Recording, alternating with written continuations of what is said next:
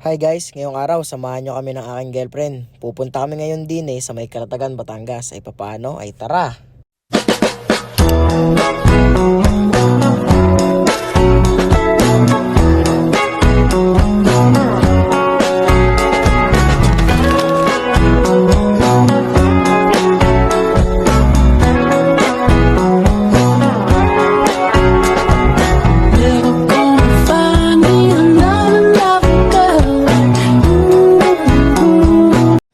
At ayan na nga, bago kayo makarating ng Calatagan, Batangas, ay makikita nyo muna ang magagandang tanawin na yan tulad niyaan.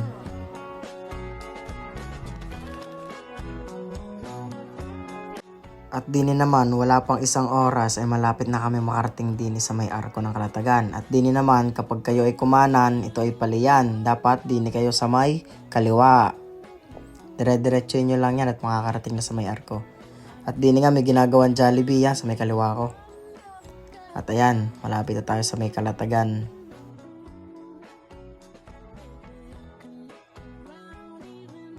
Dini sa Calatagan, Batangas, merong sikat na sikat. Ito ang tinatawag nilang Lago de Oro. Dito marami kang pwedeng gawin na activities. May mga restaurant din sa loob at pwede ka rin mag-stay in. Napakaganda dyan. Abangan nyo sa aming susunod na vlog, pupunta kami diyan. At ito, may Robinson nga rin pala dito sa tabi nito.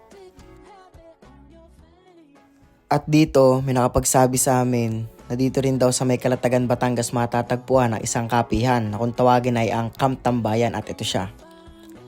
Abo, ayos nga din may mga tente sa susunod na vlog. At dito, hindi na namin namamalayan na nakarating na pala kami sa bayan ng Calatagan.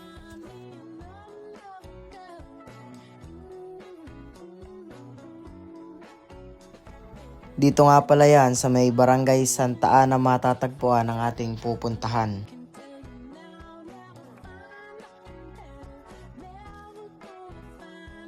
At dito pagkababa nyo ay magta-turn right lang kayo. At after nyo ay tumbukin nyo na at mapupuntahan nyo na ang inyong destinasyon.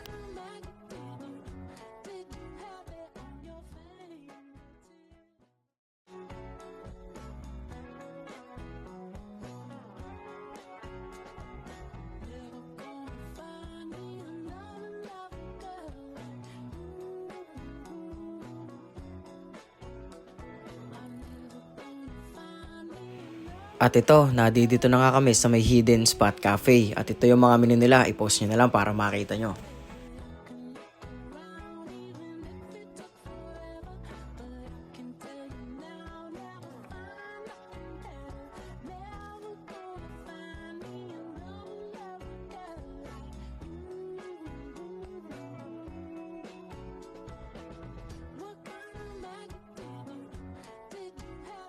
At dito, dumating na yung order namin. Ito yung sa girlfriend ko at ito naman yung sa akin.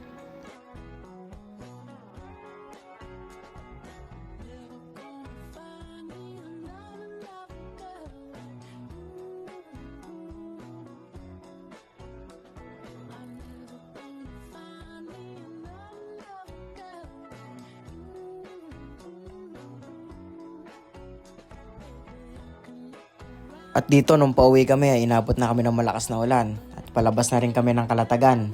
Ay papaano, hanggang dito na lang, sa susunod na vlog na lang ulit. Maraming salamat sa inyo.